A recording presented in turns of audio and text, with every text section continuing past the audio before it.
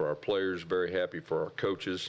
Really feel like we're in a good spot for the rest of the season. We're in position that I really feel like we can improve in all three areas. As far as me turning over the offense and the play calling to Coach Lashley, that's something after the first game that it really hit me that it's 100% best for our team. And we did that, and I really feel like Rhett and Herb and the rest of the offensive staff did a very good job with that. You know, I think we had 6 drives of 50+ more yards. The big thing is the red zone, and from an offensive standpoint, that's going to be the #1 focus. Is going to be being productive in the red zone. As far as planning, as far as practice time, that'll be our #1 focus as far as that goes.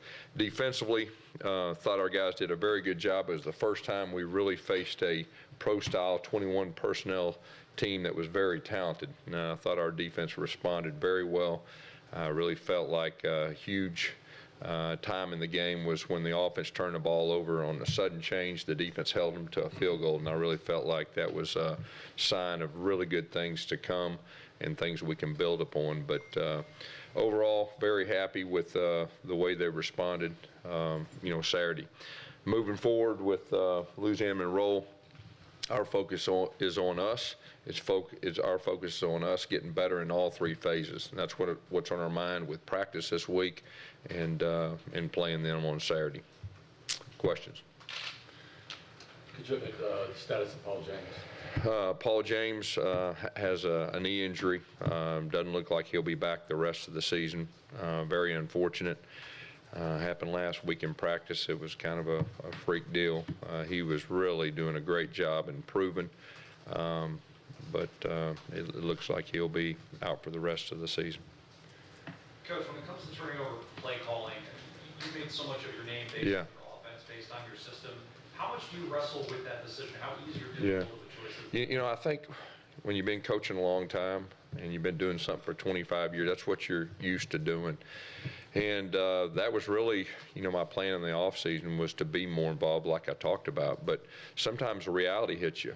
And this day and time in this league, to be the head coach and call an offense is not realistic, at least for me.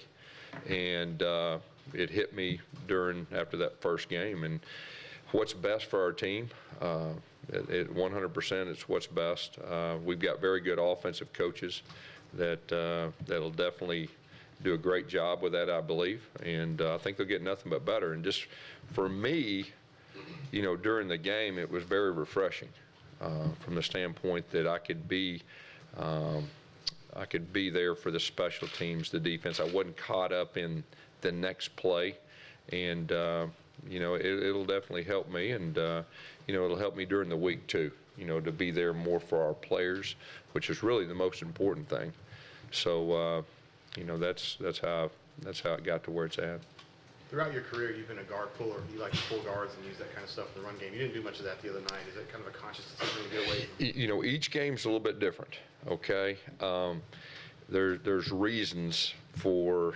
Sometimes you pull guards, sometimes you don't pull guards. And the other night, we really primarily stuck with inside zone. And we felt like that was the best thing for us. They were playing some odd front. And sometimes in the gap game, when they play odd, you can't get to the backside backer when you pull through. And we were concerned about that, and we were right.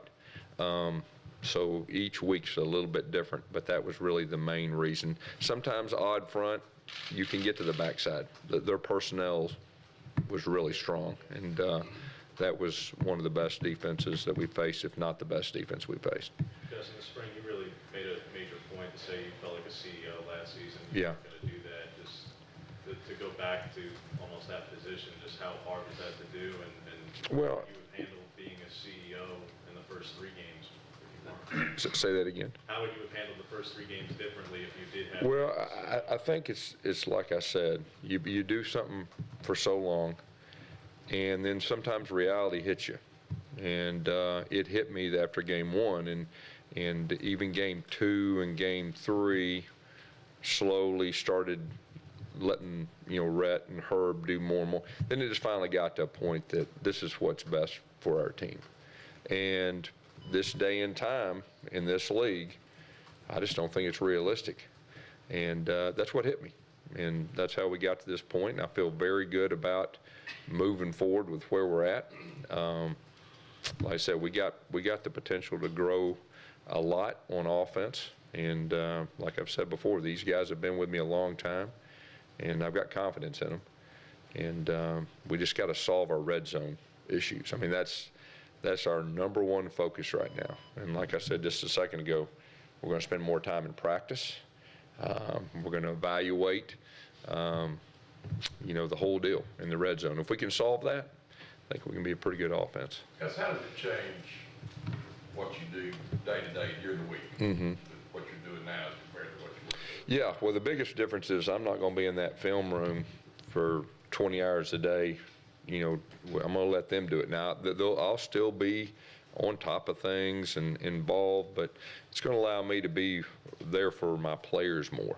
I think that's the biggest thing, and the other coaches more. So it was very refreshing last week, from my standpoint, as far as a preparation standpoint overall, just, being more of a head coach, game manager, and everything that goes with it. Well, at some point, will Rick come to you and say, hey, here's our plan? Oh, yeah. And you'll Yeah. sign off on it? Yeah, I'll still be on top of things, and in all three phases, is what I'll be. Gus, for you during the game, I know you guys always talk. Is this basically you're an extra set of eyes on the game to kind of help out? Yeah, what I did is I got down at the other end, if you didn't see, and you can really see the defense different, and you can really see how everything is unfolding, and it was really good. And at the same time, as far as the special teams and the defense and everything that goes with it, it was really good. I know you're not the type to get into emotions, but what does it feel like as a guy who has obviously been an offensive mind throughout his career to let your ego let that go to the point where you say, I just can't do this anymore? I think you just, what's best for your team. And like I said, it hit me pretty hard after the first game that, that's how we got to that point. But, it was very refreshing last week during practice, during preparation. I wasn't coaching angry out there Saturday, and that I think that's very big. And it was very refreshing for me, and that's what I'm going to do moving forward. You feel like you were coaching angry towards the season? At times. You saw looks on my face, didn't you? Well, that's normal. Yeah. That's normal. No. Well, if that's normal, then I'm definitely doing the right thing. All right. You talked about how coaching's almost like coaching in dog years. Do you feel like that it was taking time away from you a little bit, that it was kind of wearing on you a little bit too much? I wouldn't say that. I would say that, you do what's best for your team, and sometimes the reality hits you. And like I said, when you do something for 25 years, it's hard to change, but the time's right, and I'm looking forward to transitioning that way. After 1 week, I feel very good about that moving forward, and so. You talk about not coaching angry, and we were kind of joking, like you always seem angry. I mean, it's Yeah. it looks on the sideline. Yeah, really? Yeah, I mean, you have these pained expressions. You're like, oh, God bless. Yeah. But do you feel like? Did you see that? Did you see that facial? Yeah. I look that way? Wow. But honestly, you don't feel like you coach angry usually? I probably shouldn't say maybe negative. Okay, I felt like I was too negative the first couple games. That's probably the best thing to do. Like just getting Best way to frustrated by put it. things? Yeah, living and dying with every play. And, it was real refreshing for me to be on the opposite end of that, where you don't live and die with every play, and you can kind of, look ahead and see the big picture. That's probably the best way to put that. Yes, were there people inside and outside the coaching business you kind of talked to about this before you made this call? I've got my group of friends that, that everybody knows, the Chad Morrises, Mike Norvells, and the Hugh Freezes, and, and all that. But, you know, it's kind of a gut. And like I said, I kind of knew it already. And it's just a gut feeling. You just know. You know, you just know what's best for your team. And that's how I got to this point. As far as the red zone issues, do you feel like play calling and play design down there is the biggest part of that? Well, I think it's all the above. You know, you take it back 2 years ago, and we've been, before the last 2 years, we've been one of the best teams in the country year in and year out. And last year and the start of this year, you know, we've been just the opposite. So I think it's just an overall evaluation of all the above. You know, evaluation of the scheme, what fits our players, the play calling, the all the above, and that's what we're doing. I mean, that's our number one thing from an offensive standpoint that we have to solve, and we're gonna focus like that and like crazy. You will see some different things in the red zone moving forward. Put it that way.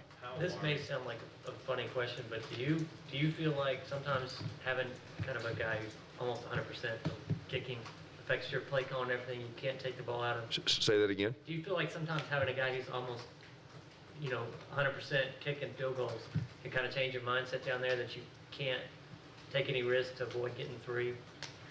No, not down there. I mean, the only time that really comes into play is when you got the ball around the 35 to 40 yard line.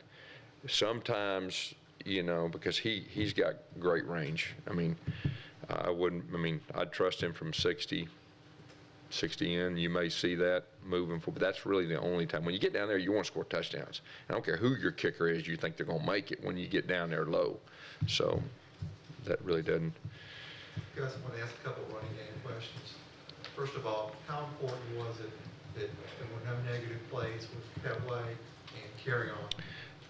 I thought that was really a key, you know, and that kind of goes back to Rhett and Herb and the offensive staff. I thought they did a really good job adjusting. And, you know, as far as our running back are concerned, I mean, I thought Kerryon Johnson was a full-grown man. He was as physical as I've ever seen him. He's running with passion. He broke tackles. They got a lot of guys that can really tackle. And it was a real physical game. But, you know, after 4 games, you know, if you look at our running back position, there was a lot of question marks coming into the year about that. And I think those question marks have been answered through 4 games. And number 2 and 3, how are those guys physically after that game? And also the 2 freshmen, any possibilities those guys will see more? Yeah, well, first of all, it was a very physical game. I think everybody saw that. The 2 freshmen we feel are in good spots. They've been getting mainly the number 2 reps for 4 weeks, and you know, they did get some playing time in game 2, but we're getting more and more confidence in those guys. Both of them are very talented, and if called upon, they'll be ready, and we expect them to do well, you know, when called upon. Do you feel like Kyle needs to have a bigger role, Kyle Davis, moving forward? You know, Kyle's a guy that you can see that trying to get the ball to, you know, and the thing about Kyle, he didn't go through spring ball. You know, he broke his foot late summer. He practiced for about 3 practices before we played our first game, and so he's still learning as we go. And to answer your question, yeah, his role will increase, you know, each week. And because he's still learning as he goes, and then the young receivers too, the other ones too. We got to figure out a way to bring them along, and that's part of the plan too. You mentioned Daniel Carlson. How much of a luxury is it to have somebody who gets a 40-yard line? You know, he's got shot. Yeah, he's a game changer. I mean, he's a game changer. He's a weapon. I mean, you got confidence, you know, to let him kick at 50 plus. There's not a whole lot. Probably coaches that have that luxury. He's a guy that's kicking just about every one in the end zone. I mean, the stress of covering kicks, you know, we've played 3, top 20 teams, all had great returners back there. And he's kicking the thing in the end zone and hitting people and everything, you know. Don't try to catch his kicks, all right? That's probably the best way. Have you had something like him before? Cody Parkey was pretty good, but I don't think Cody had quite the leg. I mean, Daniel's like, he can kick them from 65, and he can kick them pretty regular from 65. Gus, I wanted to ask you just about your thoughts of what happened to the other tree at 2 Yeah. catching fires. Yeah. First of all, the lady that caught the guy and had enough courage and guts to go call him out, I mean, I think that's big, and I hope they punish the guy big time. That's what I hope. I mean, it's unfortunate. It's real unfortunate. Jeff, what you had thought about Les Miles? Yeah, I mean, Les is a legend. I mean, Les is a guy that, you know, he has helped make the SEC what it is currently. He's one of those guys. He's a great coach. He's a great person. He's a guy that, you know, coming to the SEC, I looked up to. Always treated me great, and you know, you look at our league, and you know, we've lost some legends the last year. You know, with Mark Richt, Steve Spurrier, now Les Miles. I mean, it's unfortunate. I mean, he's one of the best in the business.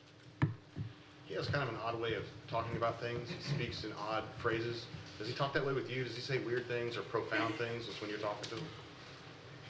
I mean, that's what makes him who he is. And that's why people love him, you know. I hate it. You think he'll land somewhere? If he wants to, he's one of the best coaches in America. I mean, he could, yeah, he can land somewhere he wants to. If he wants to go pro, he can go pro. He's one of the best there is. Coach, you mentioned Les, you mentioned Mark Richt. Do you think the expectations within this league have almost gotten too high, given the resumes that those guys had? Well, I mean, those are two of the best to coach in this league in recent history. So, I don't know. Anything else? James, you have one? Yeah, Gus, you said that, to go back to the play calling. What the crap? What are we doing? To go back to the play calling issue, you're saying that there's nobody connected to the program inside the building, outside the building, connected to the program who had any influence in your decision making? Zero. I'm the one that decided.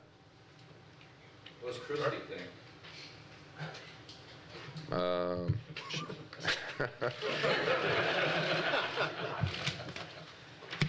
That's probably it.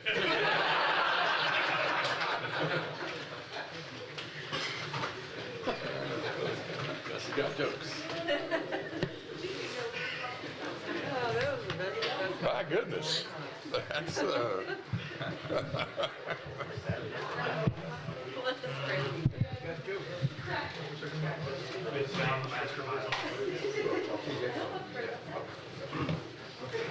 We just saw some rare things there, guys.